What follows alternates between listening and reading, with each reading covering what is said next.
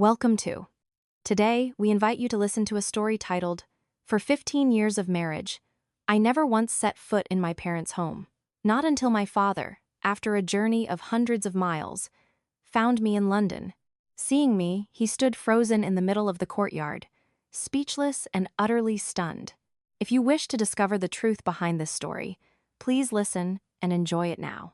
My name is Eleanor, and I am 39 years old. I am the wife of Arthur, the deputy director of a construction materials firm in Surrey. I married him when I was just 24, and 15 years have passed since then. Throughout that entire time, I have never once set foot in my family home to visit my parents. It is not because I do not love them, but because there are things in my heart I could never explain. Circumstances that, to an outsider, would seem absurd. But only when you live within them do you understand the suffocating feeling of being strangled. My father, George, is 68 years old and lives alone in Cornwall.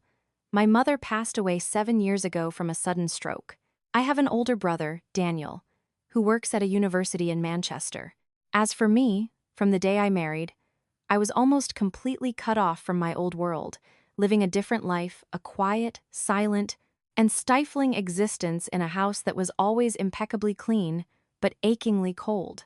My mother-in-law, Margaret, is a stern, meticulous woman who values appearances above all else. From my earliest days as a daughter-in-law, I felt her scrutinizing gaze and her words, laden with hidden meaning.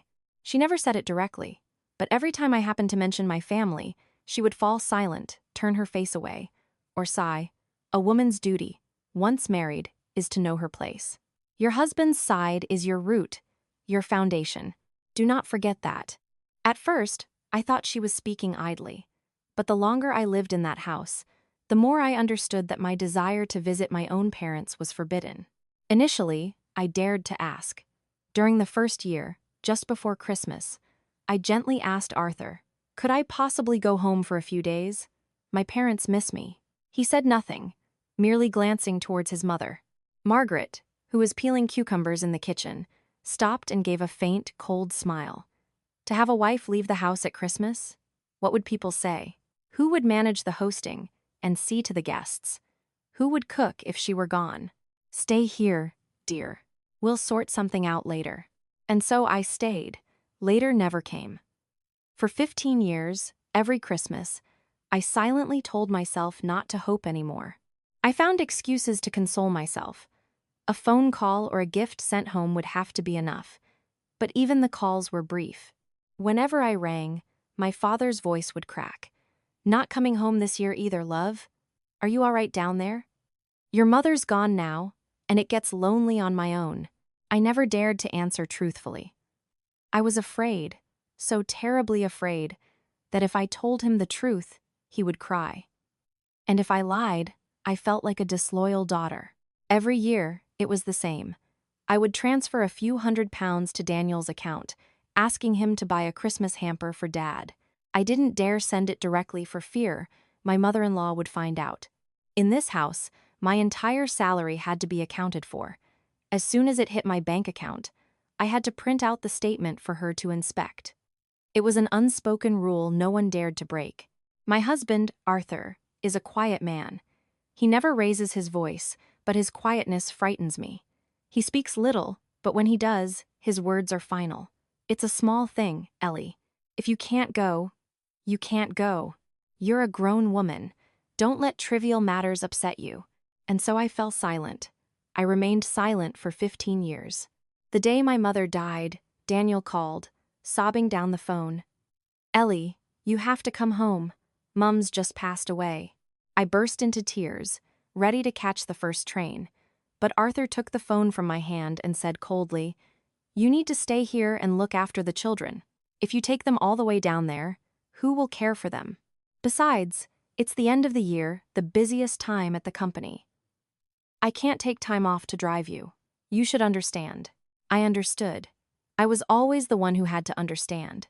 That night, I locked myself in the bathroom, bit down on a towel, and cried until I couldn't breathe. I typed a text message to my father, then deleted it. I didn't have the courage to tell him I wasn't allowed to come home for my own mother's funeral. I could only send money for the arrangements. It was the first time in my life I felt like a complete failure, a terrible wife, and a disloyal daughter. After the funeral, Daniel sent me a photograph of our mother in her coffin. I collapsed at the table, my body shaking uncontrollably. I had never imagined that day would come so soon. Life drifted on until one afternoon last June, when a torrential London downpour lashed against the windows. I was bringing in the washing when I heard a voice at the gate. A man's voice, hoarse but achingly familiar. "Is anyone home?" I ran outside. My God, my heart stopped. It was my father. He stood there, his frame gaunt, his shirt soaked through. In his hand, he clutched a faded canvas holdall. His hair was completely white, and the old trainers on his feet were caked in mud. When his eyes met mine, he said nothing, just stared at me for a long, long time. Before I could react, his hand trembled as he reached out, as if to touch my face. Then, suddenly, he collapsed. "Dad!" I screamed, rushing to catch him. I knelt in the middle of the drive, the rain pouring down on us, this man in his late 60s unconscious in my arms, his face not yet having had the chance to smile. The front door swung open. My mother-in-law, Margaret, stepped out, a tea towel in her hand. She froze, staring at the scene before her, and asked in an icy tone, "Who is that?" For the first time in 15 years, I looked at her without lowering my head. My voice choked. "My father. My own father." She said nothing, just held my gaze for a long moment. Then she turned and went back inside. I sat there on the wet paving stones, cradling my father, my tears mixing with the rain streaming down my face. I knew, from that moment on, nothing would ever be the same again. I called Arthur, telling him to come home immediately. By then, my father was lying in the ground floor guest room. After I had changed him into dry clothes, wiped him down, and covered him with a warm blanket, he was still not fully conscious. His breathing labored like someone who had just completed an impossibly long and exhausting journey. I had never seen my father look so old, so frail. Back home in Cornwall, even in his 60s, he would be up at dawn to water his vegetable patch, cook his meals, and tend to every plant in his garden. Every time we spoke on the phone, I tried to hide my own exhaustion, to put his mind at ease. Yet here he was, having traveled all the way to London, looking like a refugee. I sat on the edge of the bed, holding his hand, a hand so thin and weathered by the sun, the knuckles protruding like bones. He squeezed my hand back, and though he was still drowsy, he whispered, "Ellie, my Ellie. It really is you." I broke down and cried. 15 years. It had been 15 years since my father and I had seen each other. There could be no sadder reunion than this. An hour later, Arthur arrived home. He walked into the room, his face hardening when he saw me sitting beside my father. "Why is he lying here? Did you not call an ambulance?" His voice was brittle. "He's just exhausted. I've given him something for his fever." "He's resting now," I replied, trying to keep my voice steady. Arthur was silent for a moment, then said, "All right. Tomorrow, take him to the station and put him on a train back home. It's inconvenient having him here." I looked up at him, a fire igniting inside me. "What did you just say? My father has traveled hundreds of miles from Cornwall. He hasn't even had a chance to speak to me, and you want to send him back? Then what do you propose, Eleanor? Let him stay here. Mother won't have it." I stood up. "You don't need to ask for Mother's permission. I will look after my father myself, even if I have to rent a flat for the two of us." Arthur stared at me, his expression a mixture of surprise and irritation. He was probably not used to me reacting this way. Since the day I married him, I had always been the one to yield, never to argue back. But this time, for some reason, a strange feeling surged through me, as if the silence of the past 15 years had finally reached its breaking point. That evening, I cooked a simple leek and potato soup for my father. In the kitchen that had, for so many years, served only my husband and his mother, I was, for the first time, doing something for my own flesh and blood. My hand trembled as I stirred the soup, my heart in turmoil. My father woke up around 8 o'clock. I brought the soup in and helped him sit up. His eyes seemed to hold 1,000 unspoken words. But he just ate quietly, spoonful by slow spoonful. When I had cleared the bowl away, he took my hand, his gaze filled with sorrow. Ellie, why do you look so worn down? For 15 years, I imagined you living a full and happy life. But seeing you like this, it breaks my heart. I bit my lip, fighting back tears. I'm fine, Dad. It wasn't convenient to travel. Not convenient. 15 years is not inconvenient, his voice cracked. When your mother died, I grieved, but part of me was just worried. Worried about where you were, how you were, whether they were treating you well. Every time Daniel asked why you didn't come home, I just had to force a smile. I was afraid you were suffering, but didn't dare say it. I wanted to come and find you, but I was scared. Scared I wouldn't know who to ask in London, where you lived. Now I'm old, and the thought of it fills me with regret. I knelt before him, clutching his hand tightly. I'm so sorry, Dad. It's my fault. I kept everything from you because I didn't want to make you sad. I was afraid you'd worry. He looked at me, his eyes red-rimmed. Ellie, I only have 2 children. One lives far away, and the other I haven't seen in 15 years. When your mother died, you weren't there. When I was ill, you didn't know. When the roof leaked, you had no idea. What could be more painful for a parent?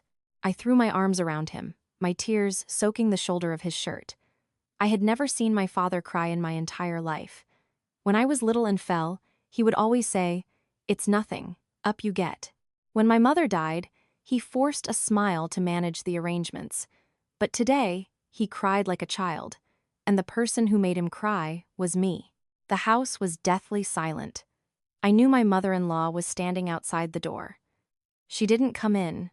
She just stood there, listening to everything. I knew it. The way she had frozen and turned her back, without a word, was enough.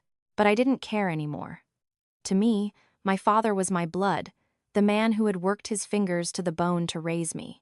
He deserved to be treated with more kindness than anyone. The next morning, I woke early to make breakfast. For the first time in years, I made a proper Cornish-style cooked breakfast, with bacon, eggs, and fried bread.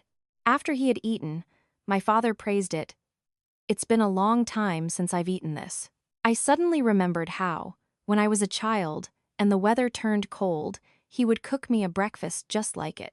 Some memories, it turns out, are etched into your soul without ever needing to be recalled. After breakfast, I took a few days off work to take my father for a health checkup. I also messaged Daniel to let him know Dad was with me and to tell him not to worry. When he heard the news, Daniel was stunned, sending back just one line. So he finally went to find you after all. That afternoon, as I was preparing lunch, my mother-in-law suddenly called me up to her room. She was sitting on her bed, her gaze stern. How long do you intend for him to stay? I replied, just a few days, until he feels better. Then I'll ask him what he wants to do. She nodded, then said something I never expected. The truth is, I don't dislike him. I was just afraid that if you went home, you'd miss it too much and wouldn't want to come back. I was afraid you'd leave your husband, leave your children. I was stunned, she continued. I was a daughter-in-law once. I know what it's like to miss your mother and father. But I also saw my own sister-in-law leave her family for another man because she was homesick. Since then, I've had this invisible fear. That's why I kept you here, why I didn't let you go. But now, I see I was wrong. I looked at her, a lump forming in my throat.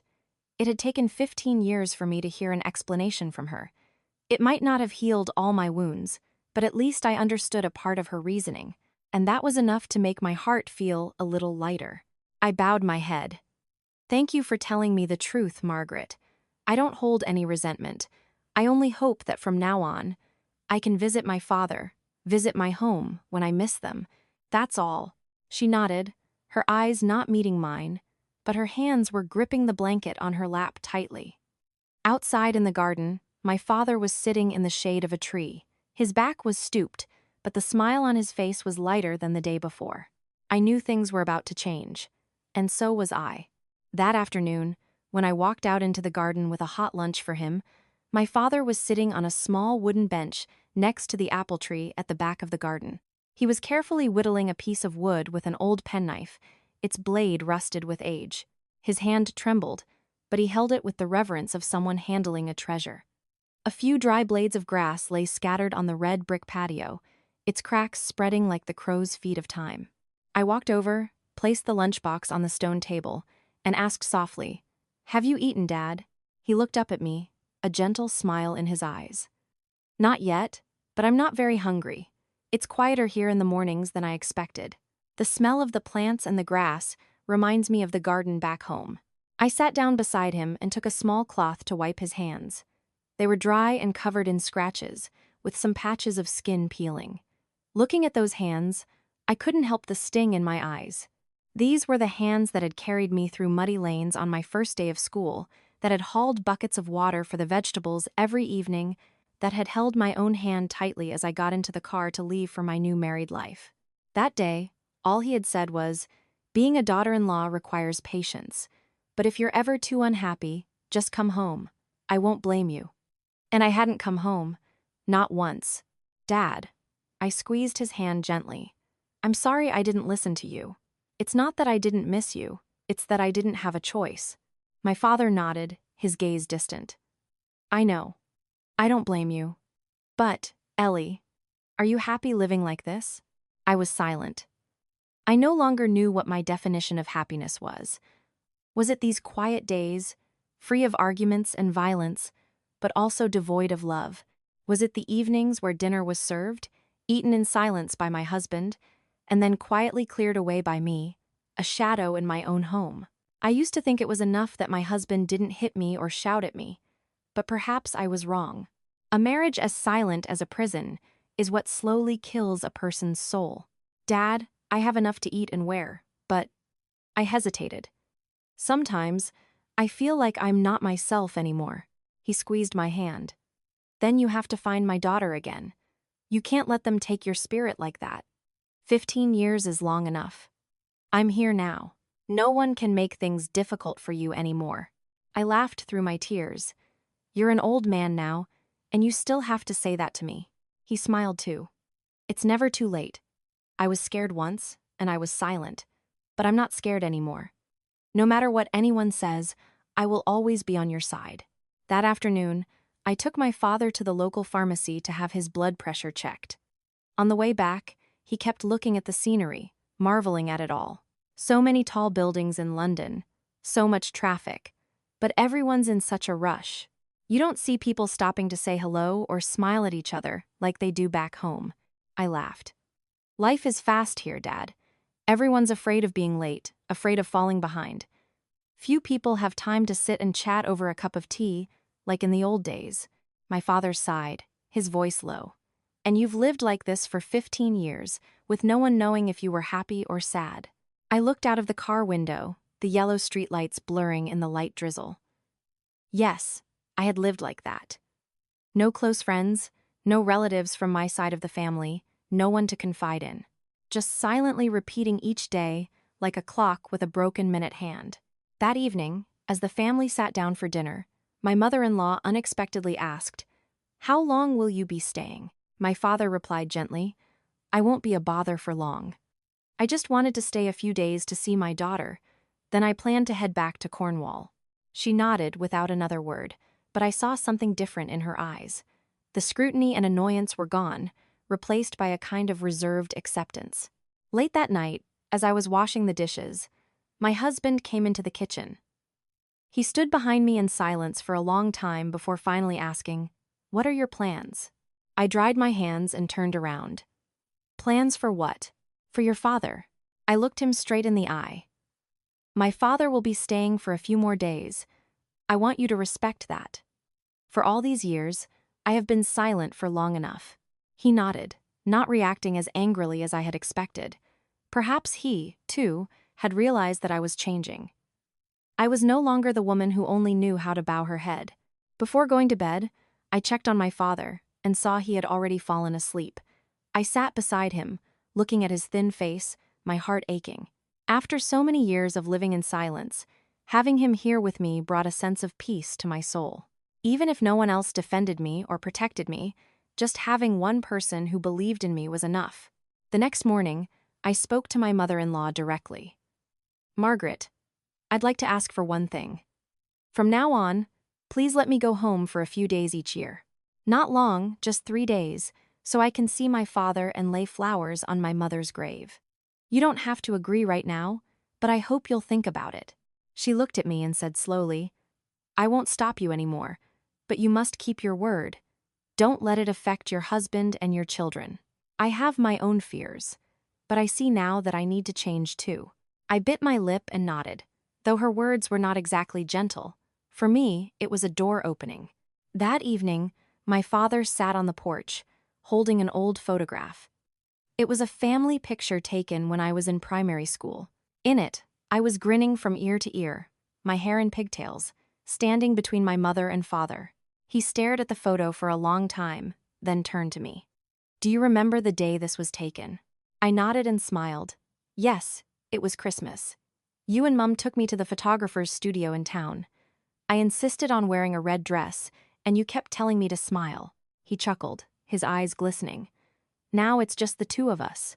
I took his hand and squeezed it gently. "But from now on, I won't let you be alone anymore." In that moment, I knew one thing for certain. From this day forward, I would live for myself, for my father, and for everything I had lost over the past 15 years. And above all, I would never let myself be silenced again. One morning, I made my father a hot cup of tea and went out to water the plants in the garden. The early June sun wasn't too harsh, but the humid London air still clung to everything. My father followed me out, leaning on his walking stick. His steps were slow but steady. He walked around the small back garden, occasionally bending down to pull up a few weeds. His hands were bare, but he patiently pruned the mint and lemongrass plants. I walked over with a gentle smile. "You should rest, Dad. I'll get the weeds tomorrow." He turned to look at me, his eyes kind. My hands get restless. A bit of work feels familiar. Living in the countryside, I'm used to the soil. Doing nothing makes me sad. I watched him hunched over, pulling weeds, and a thought struck me. He hadn't come to London for a holiday. He had come because he couldn't rest easy thinking about me. For all those years, he had endured being alone in Cornwall, and now he had forced himself to travel hundreds of miles just to see me. "One look was enough," he had said. But I knew that deep down, he was in great pain, though he would never say it. Arthur left for work early that morning. Before leaving, he said only one thing. "I'm heading to a site for 3 days. Look after your father while I'm gone." The hostile attitude was gone, but there was no warmth either. I didn't expect him to change overnight. After all, our marriage had been this way for too long, devoid of any real connection. We lived together like two shadows, occasionally brushing past each other but never touching hearts. I watched his car disappear down the street and went back inside to tidy up. My father was sitting in the living room, holding an old book. I recognized it as a self-help book I had bought when I first started my job. It hadn't been touched in years. Seeing me, he looked up. "You used to love reading. How come I never see you with a book anymore?" I sat down beside him and answered quietly. "I'm busy all day with work, the children, the house. By the end of it, I'm too tired and I've just forgotten." "You mustn't forget yourself," he said. "No matter how busy a woman is, she must have a little corner for herself. If you don't read, your soul will wither." I smiled sadly, murmuring yes like a chided child. But he was right. I was once a girl who loved literature, who dreamed of writing, who even wanted to become a teacher. But then, for the love of Arthur, I left it all behind to move to London, get married, and become an accountant. A stable but dry, repetitive job. Day by day, little by little, I had lost myself.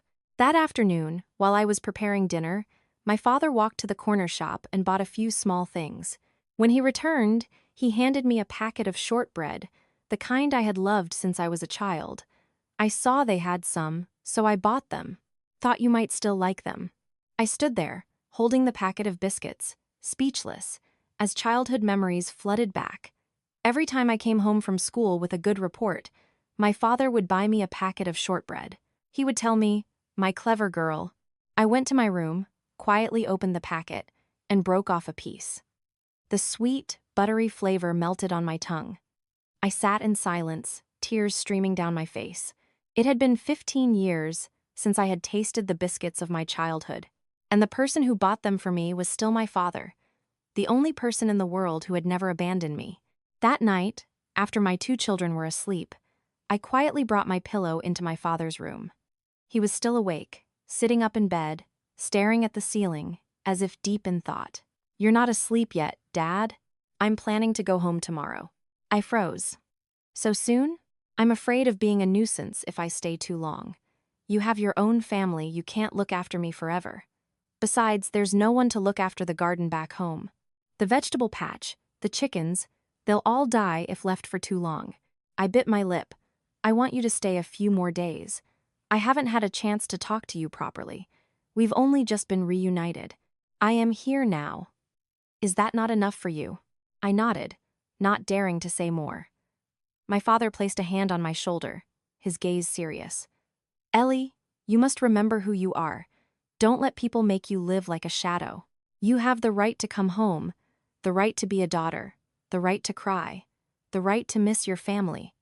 Don't let anyone take that right away from you. If you want to come home, then come home. If you are unhappy, then speak up.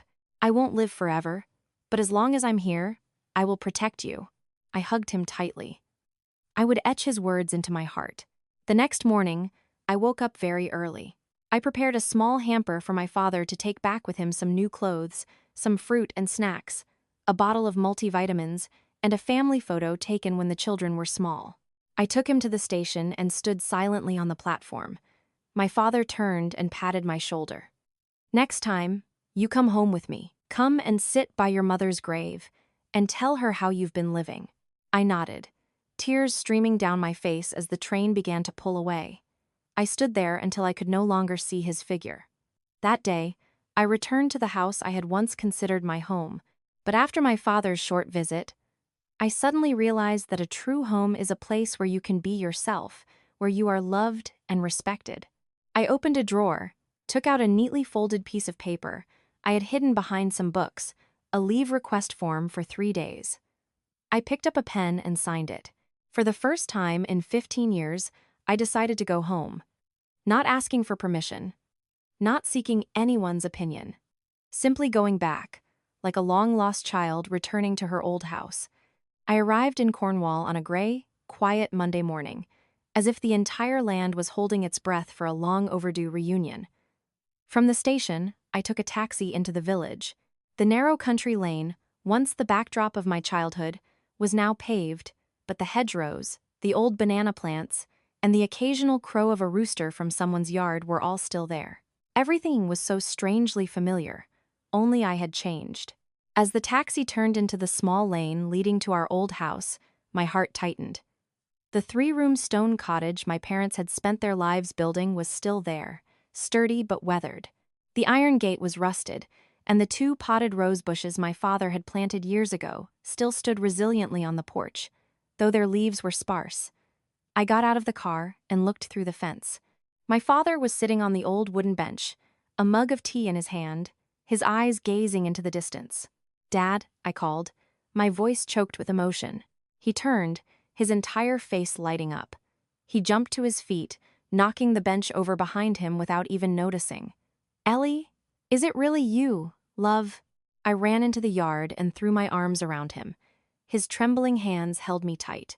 "I thought it was a dream. I didn't dare believe you'd actually come home." I cried like a child. 15 years. For the first time in 15 years, I was standing in my own yard, in my father's arms, breathing in the scent of my homeland, hearing the wind whistle through the old slate roof, and my heart ached with an almost unbearable pain. I walked through the house. The kitchen, where my mother used to cook every evening, was still there. The old brick hearth, the blackened cast iron pot, the wooden bench where she used to sit and mend clothes, now covered in a thin layer of dust. On the mantelpiece, a photo of my mother was neatly placed, her eyes in the picture seeming to look at me, gentle yet distant. I lit a candle and bowed my head 3 times. "Mum, I'm home. Please don't be angry with me anymore." The smoke curled upwards, flickering like her ghostly presence in the house. Dad served a simple lunch: stewed fish, boiled cabbage, and a bowl of soup. He served me portions of everything, asking, Have you eaten these dishes much over the years? I shook my head with a sad smile. No one cooks them like Mum did. He nodded. Your mother was the best cook in the village. All afternoon, I sat and listened to my father's stories about the neighbors, about our ancestors, about the day my mother died. When she was going, he said, she kept calling your name.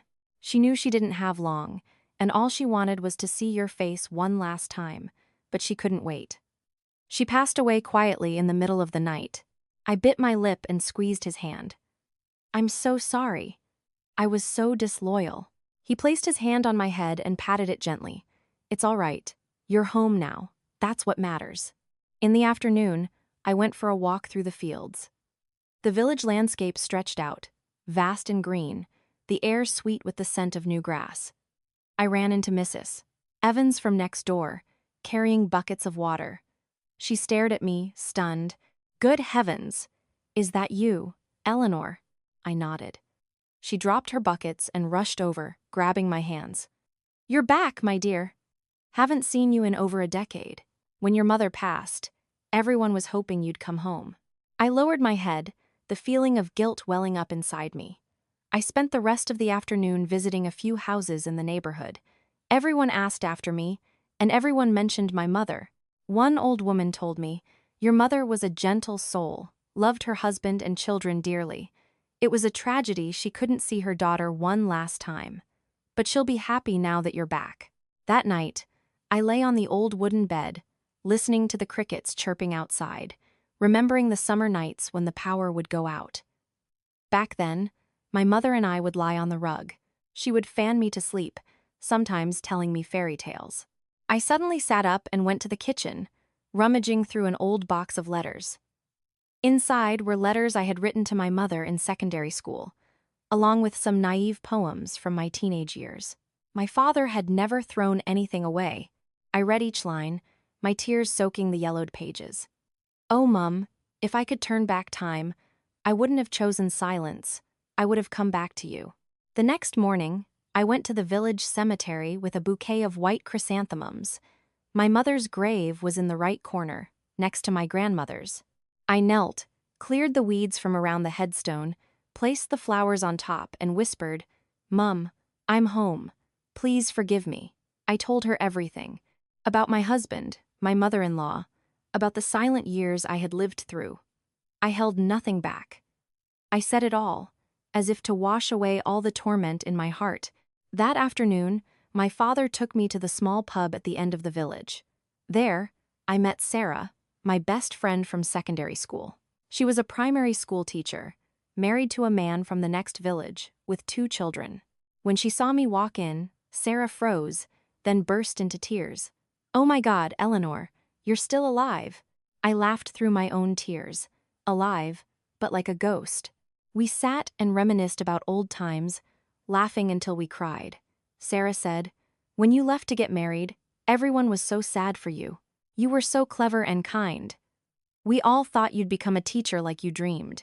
I nodded. Dreams are a luxury when you live in a place where you have no choices. Sarah took my hand. But you're back now, and it's the right thing. A place without laughter isn't a home. My eyes welled up. Her simple words seemed to strip away the armor I had worn for 15 years. I suddenly realized I wasn't alone. Back home, there were still people who loved me, who understood me. The important thing was whether I had the courage to return. I stayed in Cornwall for 2 more days, not to prolong the trip, but because I felt it wasn't enough. Not enough to soothe the longing of 15 years. Not enough to repay the months and years my parents had waited for me in vain. I wanted to savor every morning waking up to the sound of roosters crowing. Every afternoon, my father would make me a hot cup of tea, and we would sit on the porch, sharing stories of the village. I wanted to walk a few more times around the fields of my childhood, to breathe in the deep, real scent of the countryside that I hadn't experienced in so long. On the 3rd day, I went to the market with my father. The small village market was just as I remembered. The same women selling vegetables, the same food vans selling Cornish pasties owned by Mr. Roberts. As a child, I used to secretly ask my mother for money to buy a special large one from him. When Mr. Roberts saw me, his eyes crinkled into a smile. Eleanor, is that you? Goodness me, you look like a proper London lady now. I smiled, a mix of joy and embarrassment. He served me a large, hot pasty, telling me as he did, "Every time your father comes to the market, he asks if I've saved a pasty for Eleanor." Then he'd just sigh. "It's good to see you home." We were all worried. I took the hot pasty and sat under a large plane tree, taking a bite that felt like a lump in my throat. Everything was the same, only I was different. A woman whose emotions had become so calloused she thought she could no longer cry, yet a single familiar taste was enough to soften her heart. After breakfast, my father led me to the plot of land behind the house. "Your mother wanted to build a small conservatory here for her plants." He left the sentence unfinished, bending down to pull weeds. I sat down to help him, asking quietly, "Are you angry with me, Dad, for letting Mum pass away without coming home?" He stopped and sighed. "I'm not angry, but I do have regrets. I regret that when your mother was at her weakest, all she wanted was to see her daughter. Every time the pain came, she would call your name. Sometimes, in the middle of the night, she would sit up, thinking she saw you at the gate, only to burst into tears when she realized it was just the mist." I covered my mouth with my hand, my heart feeling as though it was being squeezed. I had always thought my mother understood my situation, but I forgot that every mother believes her child will come home perhaps late, but never not at all. That afternoon, my brother Daniel drove down from Manchester. He brought a bag of fruit, some fresh vegetables, and some of the preserves our mother used to make. He walked into the house, saw me, and stopped in his tracks. We looked at each other for a long moment, then he smiled. "So you really came back? I thought our Ellie had become a queen in London and forgotten the way home." I felt awkward. "I'm sorry. I didn't dare." He sat down beside me and patted my shoulder. "It's in the past now. These last few days, Dad has been so happy. He's been telling the whole village, 'My daughter's come home.' He's even eating more at dinner. Just seeing that makes it all worthwhile." I looked at him, my eyes stinging. It turned out I had not only hurt my parents, but also my brother, who had been quietly watching over me from afar, who had also been wounded by my silence. That evening, we gathered around the dinner table. It had been so long since our house felt so full. My father poured some cider, giving Daniel and me each a small glass. He raised his. "To your mother, and to this homecoming." I raised my glass with him, tears mixing with the sweet cider. In that moment, I felt cleansed.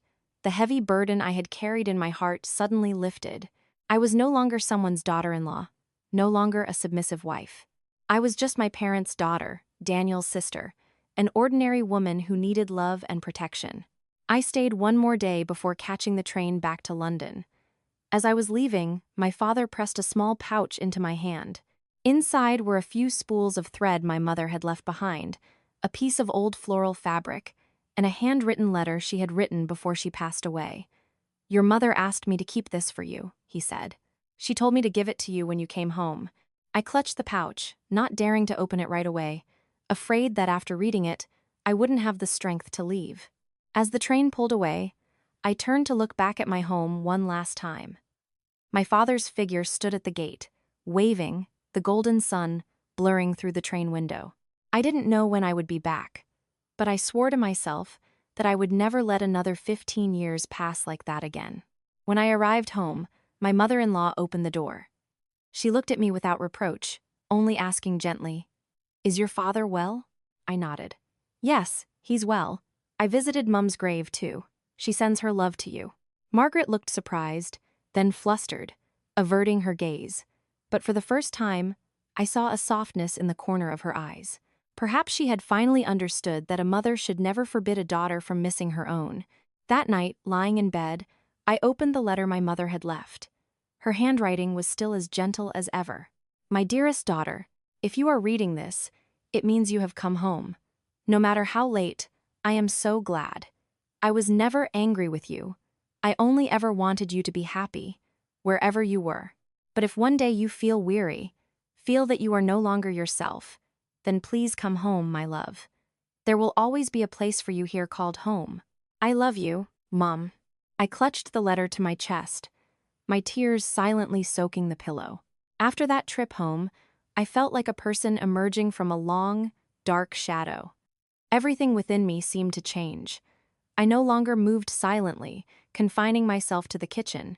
I was no longer hesitant every time I wanted to say something to my husband or mother-in-law. I learned to be direct, to ask questions, to listen to myself. The first night back in London, I couldn't sleep. My mother's letter lay on the bedside table next to a small photo I had brought back from home. Looking at her gentle handwriting, I felt as if my mother were sitting there beside me, tender and forgiving. I wished I could turn back time, just once, to sit beside her and listen to her tell me about the small things in her day. But all that remained were memories, and memories cannot be touched, only held tightly in the heart for a very long time. The next morning, I prepared breakfast as usual: porridge, some bacon, and a boiled egg. But the difference was that I no longer felt like I was performing a duty. I did it because I wanted to. I wanted the whole family to have a proper breakfast. Not because I was forced to, not to please anyone, but simply because it felt like the right thing to do. My mother-in-law sat down at the table, surprised. "Porridge today?" I smiled. "I remembered you liked the way I used to make it when I first married Arthur. I wanted us to have it again." She looked at me for a moment, then gave a slight nod. When I served her a bowl, she placed her hand gently on mine. "While you were away, I did a lot of thinking. I don't know what you've had to endure, but if there's anything I've said or done that has made you unhappy, then I am sorry." I was stunned. In 15 years as her daughter-in-law, that was the first time I had ever heard her apologize. A wave of emotion washed over me, but I could only bite my lip and nod. I didn't want to blame her anymore. I had done enough of that. Now, I just wanted to live for what lay ahead. That afternoon, my husband came home earlier than usual. He put his briefcase down and asked me an unexpected question. "Are you really planning to change?" I looked at him calmly. "Am I not already changing? I just don't want to live like I did before." He sat down, his voice slow. I was used to a quiet Eleanor, one who didn't fight back, who didn't ask for anything. But if you want to be someone else, I need to know who that person is. I let out a long breath. "That person is me, Arthur. I am my parents' daughter.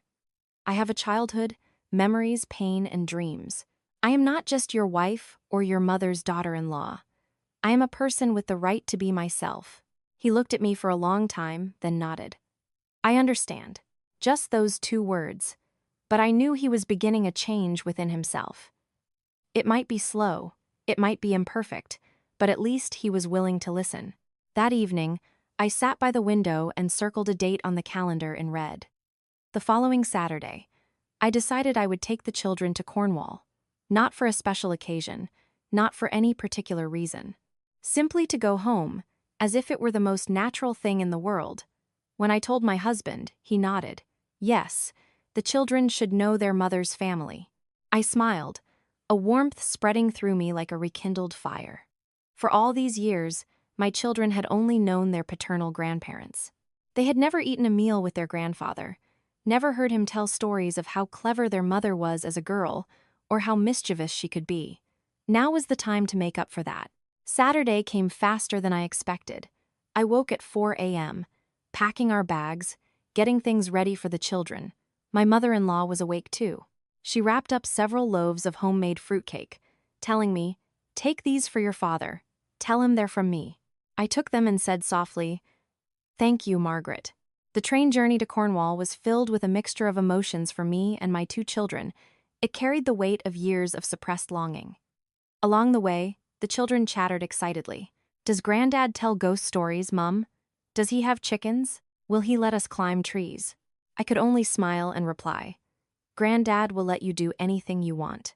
When the train pulled into the station and we arrived at the cottage, my father was hunched over, watering his plants. He looked up and saw me getting out of the taxi with his 2 grandchildren, and he froze. It took him a few seconds to drop the hose and walk over, his voice trembling. "Are these the little ones?" "Yes, Dad. I've brought your grandchildren to see you." The children politely folded their hands. "Hello, Granddad." He burst out laughing, tears welling in his eyes, and pulled them both into a hug. Oh my goodness, they looked just like their mother did as a girl. One with those almond eyes, the other with those naturally curly locks. I'm so happy I could cry. The house was filled with joy and laughter. I watched the scene, tears streaming down my face. I never thought I would get to experience such a simple moment in my life. A moment that seemed so ordinary, yet to me, was incredibly sacred. That night, my father laid out blankets on the porch. The children lay nestled between us, listening to him tell stories of when their mother was little, how she would climb fences to get to school on time, how she fell into a stream, how she secretly used her pocket money to buy sweets. The children giggled, while I listened in silence. For the first time in my life, I felt complete. Not lacking, not wanting for anything more. The country sky was quiet, the full moon shining brightly. I looked up and whispered to myself, "Mum, now I understand what it means to come home." The next morning, I woke early and went outside to find my father already sitting behind the house, cutting strips of pastry. He said he wanted to make some small Cornish pasties for the children to take back with them. My two children, one 8 and one 6, were still sleepy-eyed, but at the mention of pasties, they cheered with excitement. The three of them hunched over, crimping the edges, filling them with meat and vegetables. The yard was filled with a palpable joy. I leaned against the doorframe, watching them, my heart softening. In 15 years of city life, I had never seen my children so carefree. At home, they were confined to their rooms, their eyes glued to the television or a tablet, rarely laughing and playing. But now, with just some pastry, some vegetables, and their grandfather's laughter, a whole new world had opened up to them. The world of my own childhood. As he finished the last pasty, my father said, "Your mother was a brilliant cook. Every pasty she made was perfect. The pastry was flaky. The filling was delicious. When we were first married, she'd make dozens at Christmas to give to the neighbors." The children's eyes widened. "Mum knows how to make pasties too, Granddad." My father smiled and nodded. "Of course. Your mother is very clever. She just hasn't had the chance to do it." I looked away, hiding the tear that was about to fall. Yes, I knew how to make them. My mother had taught me how to make the pastry, how to season the filling, how to crimp the edges so they wouldn't open. But since getting married, I hadn't once touched those skills, because no one allowed it, because my mother-in-law said no one in her house ate such things, because my husband said it was quicker and cleaner to buy them from a shop. Gradually, I had forgotten the taste of my own memories. That afternoon, after the pasties were baked, the children and I set a table on the porch. My father took one, cutting it into neat slices.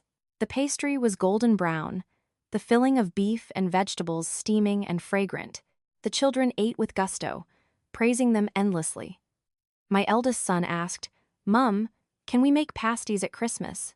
I looked at him and smiled. "Of course. I'll teach you both how to make them."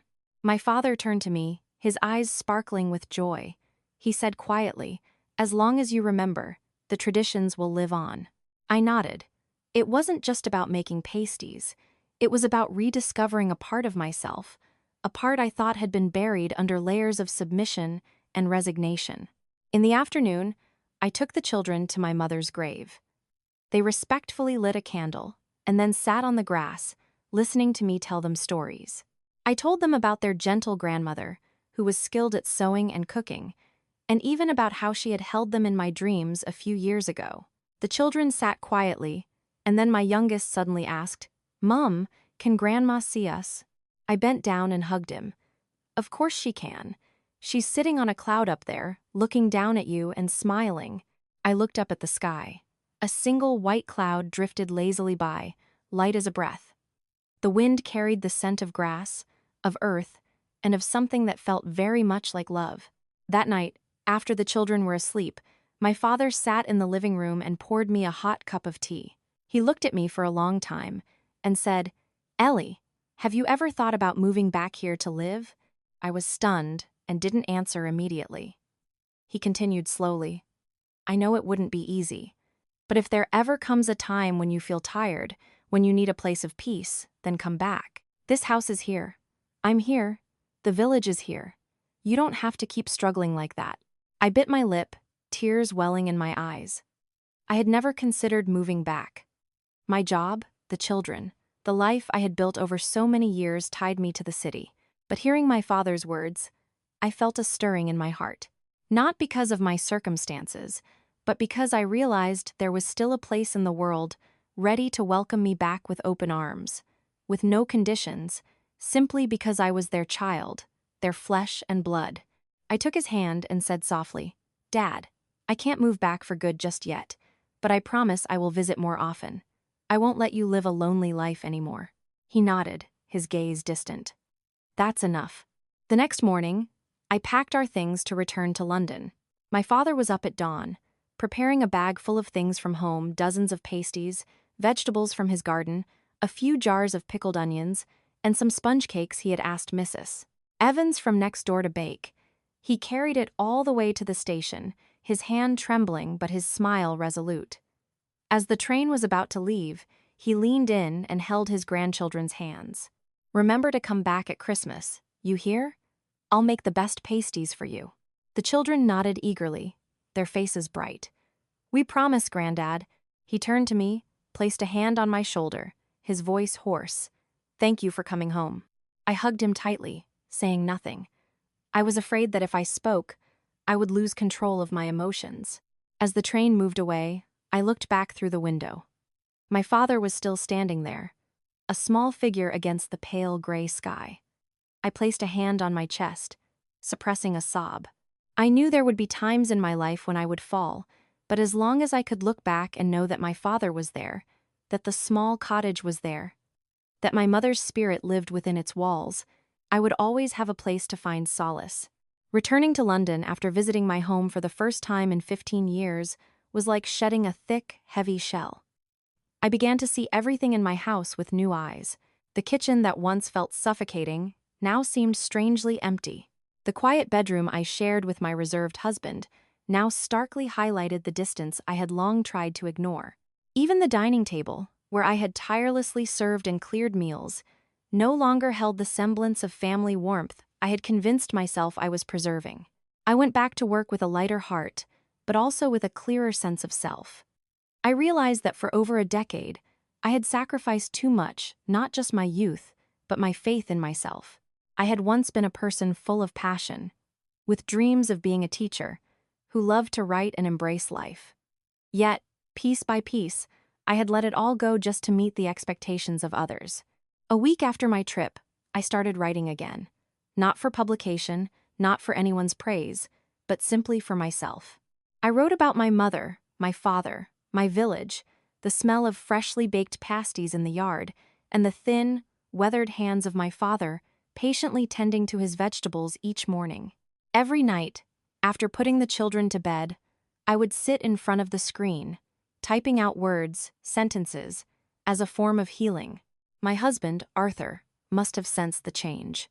One evening, as I was typing, he sat down beside me and asked quietly, "What are you writing?" I didn't hide it. "I'm writing about my father. About the trip. I feel lighter when I write things down." He nodded, then said after a moment of thought, "I would never stop you from doing what you enjoy. You just never said anything before." I turned to look him straight in the eye. "I never said anything because I didn't think anyone would listen." His expression faltered. It was perhaps the first time he understood that my silence was not acceptance, but a form of surrender.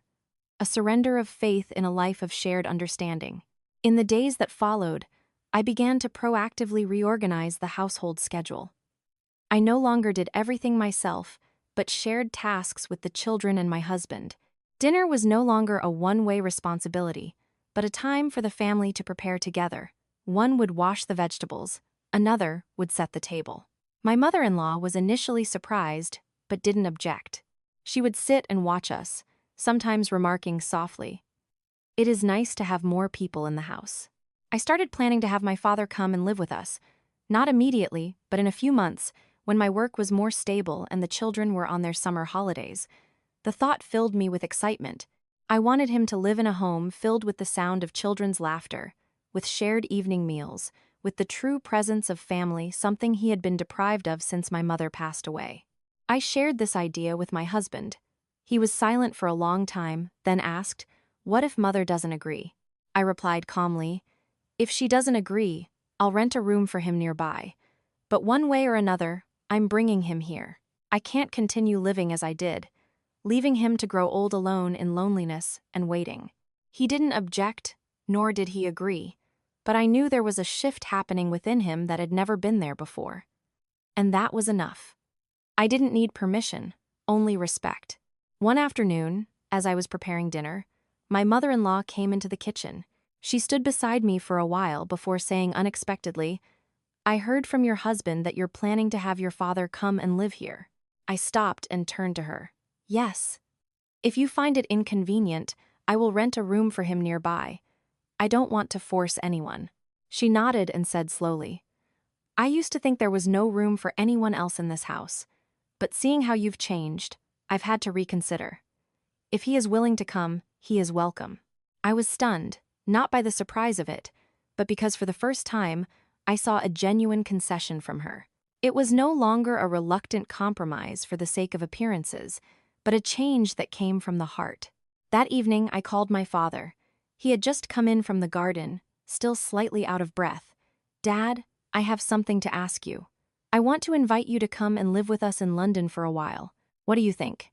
There was a long silence on the other end of the line. Then he chuckled softly. "I was beginning to think you'd never ask." I laughed with him. "You're not cross with me for asking so late?" "Never. As long as you remember me, it is always the right time." I hung up the phone, my heart brimming with emotion. Finally, after everything, I could do what felt right in my heart, bring my father into the embrace of his family, to make up for all the silent, lonely years. Over the next few days, I began to prepare the small ground floor room, cleaning the desk, changing the bed linen, washing the windows. My 2 children helped me. They were excited, chattering. "This is Granddad's room, Mum. Do you think he'll bring more pasties?" I laughed, a simple, profound happiness filling me. My husband stood at the doorway, watching us without a word. I knew that he, too, was undergoing a quiet transformation. We might not love each other as we did in the beginning, but we were learning to live together again with respect and understanding. I sat down, looking at the finished room, feeling a sense of peace. My father was coming, no longer as a lost visitor searching for his daughter, but as a true member of our home. The day my father arrived back in London, it had been raining since morning. The steady drizzle softened the sounds of our small lane, muffling the usual noise of traffic. I went to the coach station to meet him, carrying a new green raincoat I had bought for him, still smelling of fresh plastic.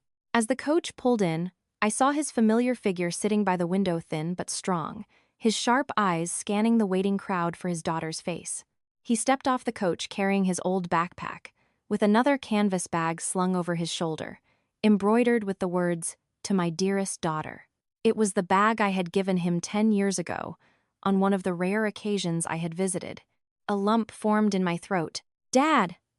I called, running over. He turned with a gentle smile. "Hello, love. I thought you might not make it. I was about to get a taxi." I took his bags and hurried him through the wet street. His hand was still thin but strangely warm. On the way home, he told me about the crowded coach, about meeting a man from a neighboring village, about how the rainy season had started back in Cornwall. I listened to every word, afraid to miss a single detail. When we got home, the children ran out and hugged him tightly. "Granddad, Granddad, did you bring pasties?" He chuckled. "Of course I did. Pasties and saffron buns, and a special present, but you have to be good to get it." The atmosphere in the house instantly brightened. The room I had prepared for him now smelled of fresh linen. I helped him unpack, arranging his clothes in the wardrobe and setting up his old reading lamp on the desk so he could read or practice his calligraphy, a hobby he'd had since retiring. That afternoon, my mother-in-law returned from her errands. She stood at the doorway for a moment before stepping inside. I was anxious, not knowing how she would react, but to my surprise, she simply nodded and said, "I've made a fish stew. It should warm you up." My father was a little taken aback, but then he smiled politely. "Thank you kindly. At my age, a warm meal is a precious thing." That evening's dinner was the first time our entire family, 3 generations, sat together at one table. There were no raised voices, no scowls. The children vied for their grandfather's attention, telling him stories from school, while my husband and I occasionally served him food. My mother-in-law ate quietly, nodding occasionally as my father recounted tales from the old days. After dinner, as I washed the dishes, my heart felt light. Everything had gone more peacefully than I could have imagined. Later that evening, I made tea and poured a cup for my father and my husband. The two of them sat on the porch, talking about their work, about life in the countryside, about floods and harvests. I sat beside them, not saying a word, just listening and smiling. I had never seen the two most important men in my life sit so comfortably together. My husband had never been a great conversationalist, but with my father, he listened intently, even asking about the land where I was born, something he had never done in over a decade. Late that night, after my father had gone to bed, my husband looked at me for a long time and said, "I think perhaps I've been too silent all these years." I said nothing. My own silence was no longer a retaliation, but a space for understanding. People cannot change overnight, but with a single admission, everything can begin to move in a new direction. The next morning, I found my father weeding a corner of the garden. I went out to him. "Dad, rest. I can do that." He smiled. "I'm used to it from back home. Doing nothing feels strange. Besides, helping you with the garden makes me happy." I sat down beside him. "Are you comfortable here, Dad?" He looked around and nodded softly. "The air is different, but you are still you, and that makes it comfortable." His simple words moved me for the rest of the day. Yes, I was still me, my father's daughter, the mother of 2 children, a woman learning to love herself again after losing her way for 15 years. On the 3rd day of his stay, I took him for a full health checkup. The doctor said his heart was a little weak and his blood pressure was unstable, requiring close monitoring. I didn't tell him everything, just that he was fine and needed to eat well and rest. But inside, my heart clenched. I was afraid that time was running out. That night, lying next to my children, I couldn't sleep. I thought of my mother, who had passed away before I had even dared to truly live. I thought of my father, who had stood silently behind all my mistaken choices, without blame or resentment. I thought of my husband, my mother-in-law, and our cooled-off but still salvageable marriage. And I thought that if my father hadn't appeared at our gate on that rainy day, I might have lived until old age as a shadow, existing but not living. The following weekend, I wrote a letter. I gave it to my husband before he left for work, telling him to read it when he had a moment. When he returned that evening, he placed the letter on the kitchen counter. "You write well, but you didn't have to send a letter." I smiled. It's not because I didn't dare to speak, but because I wanted to say it all.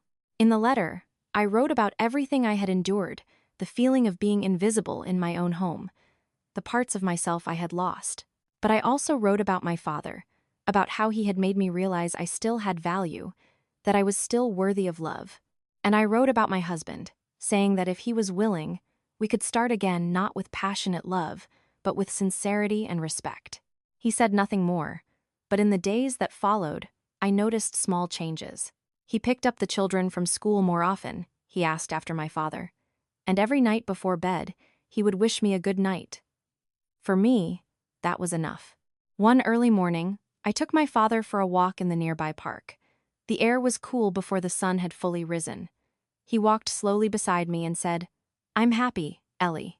I never thought that at the end of my life, I would be able to live so close to my daughter and grandchildren. I know you've been through a lot, but you were brave. You did it." I held his hand tightly, a profound peace settling over me. Now, every morning I wake up, I no longer feel suffocated. I know that I am living, truly living. Every day that I get to see my father, to see my children smile, to cook a meal without fear of reproach, to speak a full sentence without hesitation, is a day I feel I have been born again. And perhaps, after 15 years, the most important lesson I have learned is to dare to return not just to my father and my home, but to the truth of who I am. Since my father came to live with us, the house has felt warmer. The atmosphere at mealtimes has changed. There is laughter and light-hearted conversation, things I once thought had vanished forever from our marriage. My father isn't a man of many words, but he has a way of making people feel at ease with a simple question like, "Tired today? Love?" Or a small gesture, like placing a piece of fish on his grandson's plate. One day, I came home late from work during a heavy downpour. I was soaked, my shoes caked in mud. As I pushed my bike through the gate, the porch light flickered on. My father, wearing an old rain hat, stepped out to take my bag, a dry towel already in his hand. "Get inside, love. I've run you a hot bath." I stood frozen in the rain, my heart tightening not from the cold, but from the feeling of being waited for, of being cared for, something I thought I no longer needed, but realized I needed more than anything. That night, after everyone was asleep, I sat alone on the porch. My father came out with 2 mugs of hot tea. He sat beside me and said, "Living like that for 15 years, do you feel you lost a lot?" I nodded. "Of course, Dad. I lost my youth, my friends, and I lost myself. And do you want to get it back now?" I turned to him. "Do you think it's still possible?" He smiled faintly. "When I married your mother, I was only 21. It wasn't until I was 45 that I quit my job as a lorry driver to become a gardener. I realized I couldn't let her raise 2 children alone. People thought I was mad, giving up a steady job, but to this day, I have never regretted it. As long as you feel you are living true to your heart, it is never too late." I sat in silence for a moment, then said, "I can't quit everything, but I will start to change." "Start then," he said, patting my hand. "It doesn't matter if it takes you another 20 years. What matters is that you live as a woman who is loved, not just as a servant." His words settled deep in my heart. I couldn't change everything at once, but I could start with small things. Saying no to unreasonable demands, sharing household responsibilities, and taking a little time each day just for myself to read, to write, to sit in the garden without feeling guilty. A week later, I received an invitation to write a guest piece for a women's lifestyle website. It was because of the short reflections I had posted online after my trip home. It wasn't a highly paid commission, but it gave me a feeling I hadn't had in years, that I had my own value, that I could do something that wasn't defined by my role as a wife or mother. I printed the article and left it on the table. My father picked it up and read it slowly, nodding occasionally. When he finished, he said something that brought tears to my eyes. "You write beautifully. I can smell the earth of home in your words. I can feel the people. Do you think I should keep writing, Dad?" I asked. He nodded firmly. "Yes. Write for your mother, too. She may be gone, but I believe she can still hear every word you write." I don't know if he truly believed in such things, but I understood it was his way of showing love. He didn't need me to be successful. He just needed me to live without forgetting my roots, to live with kindness and honesty. One afternoon, picking up my children, my youngest son chattered away. "Granddad told us a story about when you were little and fell in the stream trying to catch fish. He said if we're good, he'll take us to Cornwall in the summer to go fishing." I laughed. "Then I'll have to be good too, so I can go with you." My son pouted. "You're always good, Mom. It's Dad who isn't good." His words stopped me. Children always speak the truth. Perhaps in their eyes, their father was just a busy man who rarely smiled or played with them. I knew my husband was changing, but it was slow, and I wasn't pushing him. I no longer expected him to be the perfect husband, but I hoped he would be a father who paid attention to his children. Sometimes, a relationship isn't held together by passionate love, but by responsibility, kindness, and decency in the smallest of things. That day, I saw him standing on the porch, watching my father teach our son how to fold paper aeroplanes. He didn't approach, just watched from a distance. I went and stood beside him. "What are you thinking?" "I feel regret," he said. "Regret about what?" "That I was never like that with my own father. He passed away when I was young, and I never thought a father could be so gentle." I was silent. In that one sentence, I understood another piece of his soul, a piece I had never tried to listen to before. Perhaps he, too, had grown up lacking affection and didn't know how to show it. I turned to him. "You can learn. It's never too late." He met my gaze, not looking away this time. "If you'll still give me the chance." I smiled softly. I'm not taking away anyone's chances. I'm just making sure, from now on, to keep a chance for myself." He nodded. Nothing more was said. But in that nod, I understood that some things don't need to be spoken aloud. As long as someone truly wants to mend things, even deep wounds can begin to heal. That weekend, I took my father for a walk in the park, and we sat eating ice cream with the children, like a normal family. I looked around and saw other mothers rushing after their kids, while fathers sat scrolling on their phones. I thought to myself that a woman's life is hard enough. If we don't learn to love ourselves, who will do it for us? That evening, I wrote another piece. I titled it, "If one day you were no longer a wife or a mother, what would be left of you?" I wrote it not to complain, but as a reminder to myself that I am still my parents' daughter, and I am still me. Since my father came to live with us, I've come to a clear realization. Some wounds don't need to be spoken of, but the presence of someone who truly loves you can quietly mend them. The full dinner table, the small stories retold, or just the sound of my father's slow footsteps in the garden, it all brought me back to a rhythm of life I had lost somewhere in the chaos. One Sunday afternoon, my father took the grandchildren to the park. I took the opportunity to tidy my small home office. While rearranging the bookshelf, I found an old notebook where I had written down my mother's advice before I got married. Don't let them look down on your family. If you have problems, talk to your father and me. Don't stay silent. Be a good wife, but never abandon yourself. I turned the pages, feeling as if she were standing right behind me, gently reminding me. My heart ached.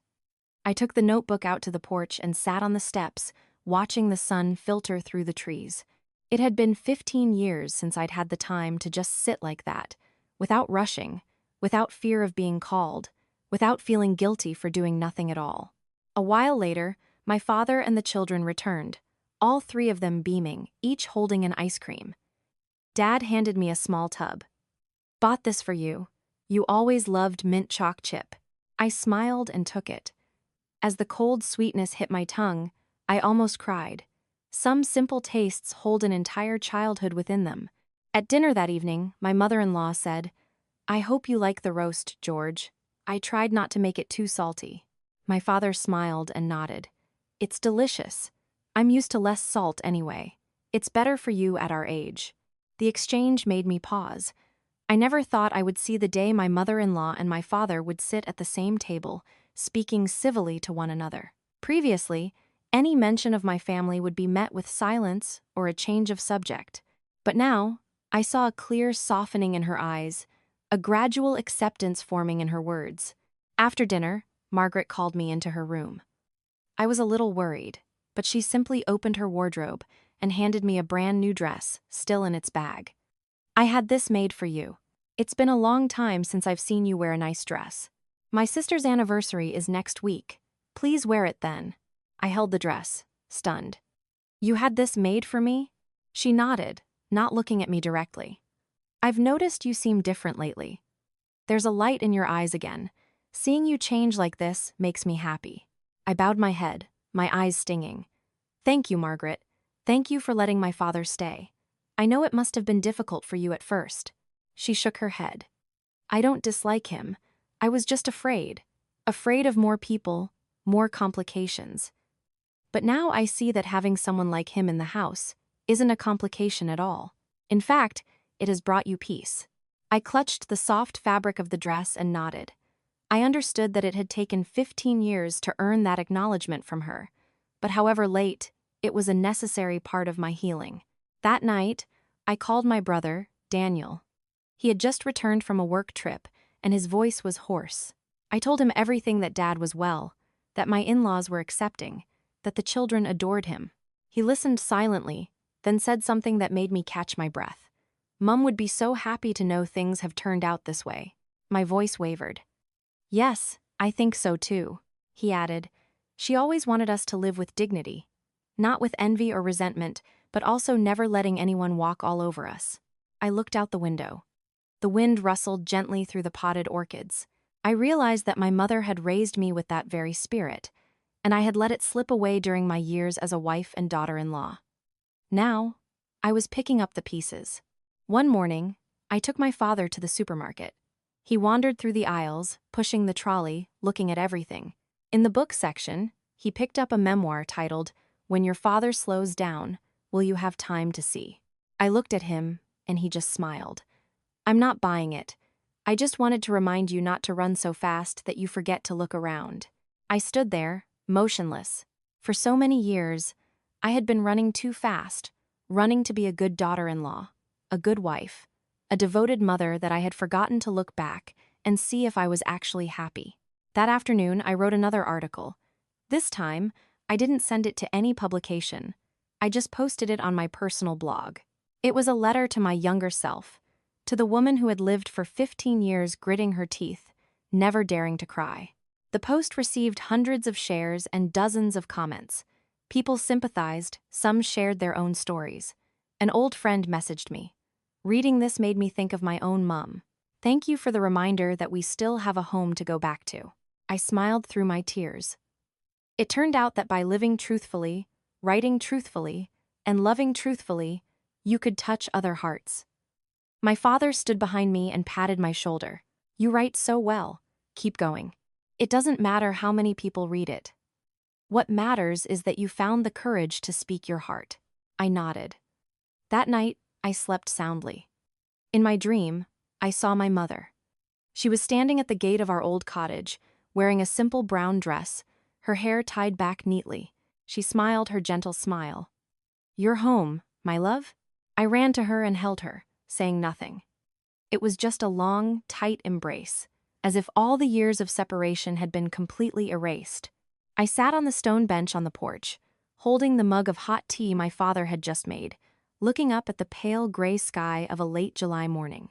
The atmosphere was so peaceful, so gentle, that it felt as if all the storms I had weathered in my life were dissolving with the steam from my tea. The children were still asleep, my husband had just left for work, and my father was busy in the garden. This small house, which for over a decade had just been a place to live, now truly felt like a home. Not because of its size or its furnishings, but because I was finally living as myself, and the people around me were finally living truthfully with one another. I wondered, if my father hadn't shown up in London on that rainy day, would I ever have found the courage to speak up?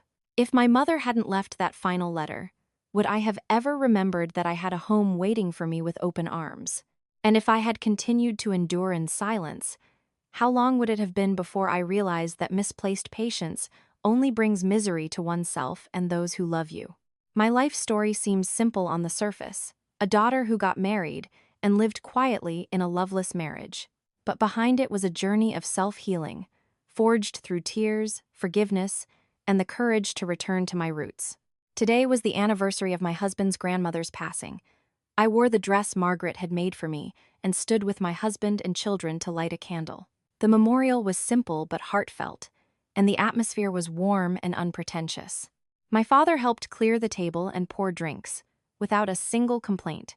Relatives who visited were surprised. "Your father-in-law lives with you? It seems so peaceful." Not what we would have expected. My mother-in-law just smiled gently and replied, "A good man doesn't cause trouble, no matter where he is." Hearing that, a complex emotion rose within me. It was true. My father was a good man.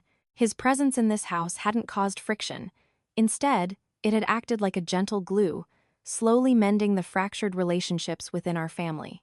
That evening, after the guests had left, my mother-in-law poured tea for my father. The two of them sat talking at the dining table, a scene I would never have believed possible a few years ago. She spoke of her own difficult mother-in-law, of the hardships of being a young wife. My father, in turn, chuckled as he recounted how my mother used to get jealous, accusing him of loving his children more than her. The two of them sat there, not blaming anyone, just sharing stories as a way of letting go of things they had held onto for too long. I stood in the kitchen, washing glasses, my heart feeling incredibly light.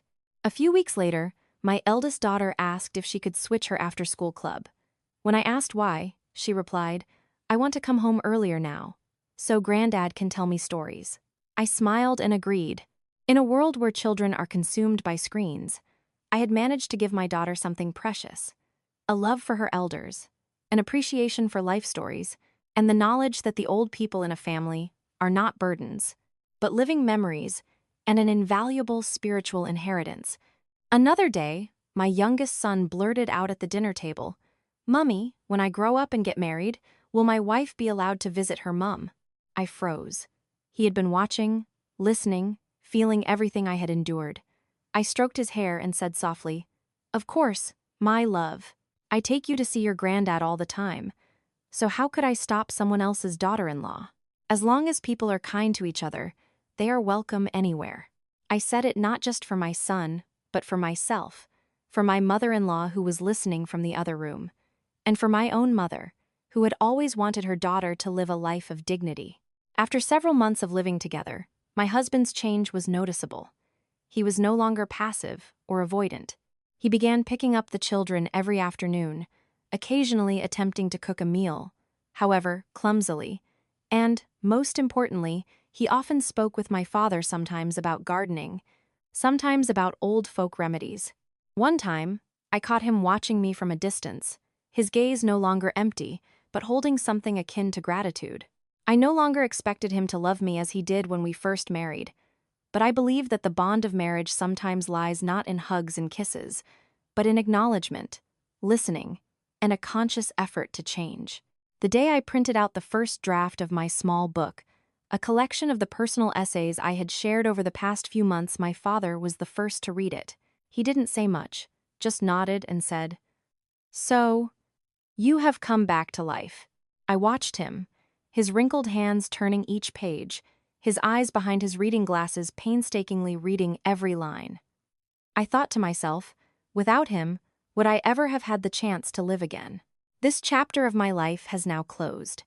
The conflict between mother-in-law and daughter-in-law has softened into an understanding between two women who once couldn't find a common language. The marriage is no longer forced, but is a slow, genuine journey of starting over. The bond between father and daughter, never broken, is now closer than ever. I no longer resent the past. Because without those 15 years of silence, I would never have understood the value of a single call of dad, of the courage it takes to return, of a simple meal shared with family. Now, I just live more slowly, more deeply, more fully, like someone who has just returned home after a great storm. If this story has resonated with you in any way, please leave a comment below. Don't forget to subscribe to Golden Years Serenity, and share this video to spread more kindness and humanity in the world. Thank you.